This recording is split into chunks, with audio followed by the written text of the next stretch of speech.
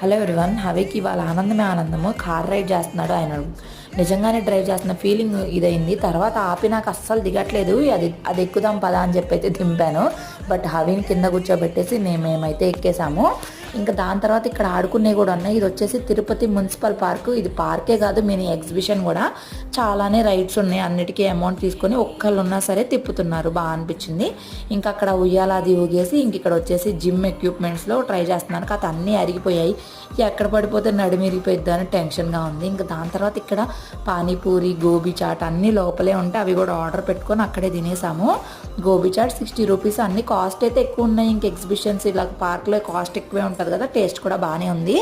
And మేము వచ్చేసేమో పావుబాజీ చెప్పాము. అది కూడా పర్లేదు, ఓకే. పూణేలో అయితే సూపర్గా ఉంటుంది. ఇక్కడ ఎంతైనా ఆ మాత్రం అంతే చేస్తారు.